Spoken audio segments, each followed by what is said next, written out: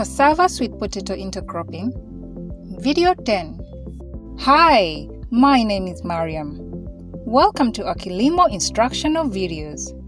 In this video, we will show you how knowledge of the fertility level of your soil and crop yield can help you make decisions on the profitability of intercropping versus growing either cassava or sweet potato alone. Let's look at an example. Farmer Mary from Zanzibar grows cassava in her farm. She usually grows cassava alone and produces about 3 tons of roots in her field of 0.5 acre. That means her yield is 3 tons of root produced divided by 0.5, the area of her field in acre, which equals 6 tons per acre. That means her soil is poor to medium fertility. She sells cassava around 400 Tanzanian shillings per kilogram.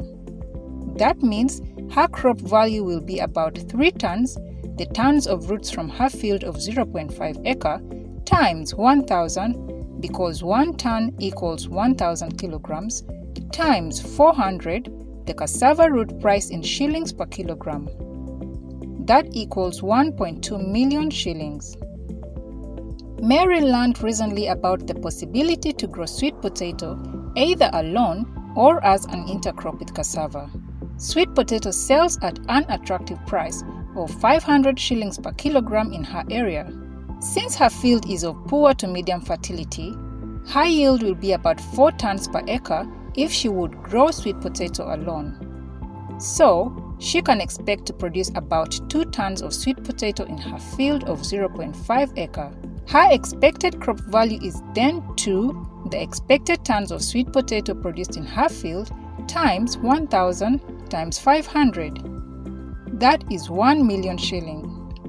A sweet potato monocrop generates less revenue than cassava, but it is harvested after 3 months, while cassava stays in the field up to 1 year. Perhaps she could consider growing sweet potato instead of cassava. But let's now look at a cassava sweet potato intercrop. If both crops are grown together, their yield will be less than when grown alone, because cassava and sweet potato will compete for sunlight and will need to share the water and nutrients in the soil. Sweet potato yield will decrease by about 40%.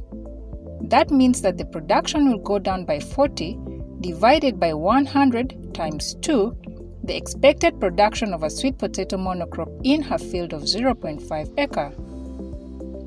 That is 0.8 tons. So instead of producing 2 tons of sweet potato, Mary can expect to harvest 2 minus 0.8 or 1.2 tons of sweet potato in her intercrop field. Visualize this. Cassava yield will decrease by about 20%. Let's do the same calculation. Cassava production will go down by 20 divided by 100 times 3, the expected tons of a cassava monocrop produced in her field. That is 0.6 tons. So instead of harvesting 3 tons of cassava roots, Mary can expect to harvest 3 minus 0.6 or 2.4 tons of cassava from her field of 0.5 acre. Let's now calculate the value of Mary's cassava sweet potato intercrop. The revenue from the sweet potato will be 1.2, the expected sweet potato production in tons, times 1,000, because 1 ton is 1,000 kilograms, times 500, the price of sweet potato in shilling per kilogram. This equals 600,000 shilling.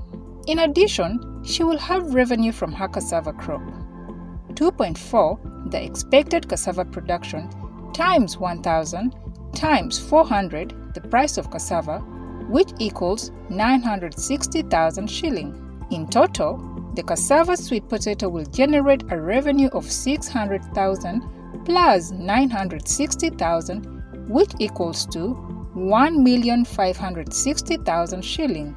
So intercropping is more lucrative than producing either crop alone for Mary. You can use the Kilimo tools and perform the calculations yourself to verify if intercropping is also the best option for your field based on your soil fertility level and the price of cassava roots and sweet potato in your area. Thank you for watching. In our next video, We will show you how to perform a cost-benefit analysis to help you decide whether or not to invest in fertilizer. See you soon in our next video. Kilimo, we know cassava.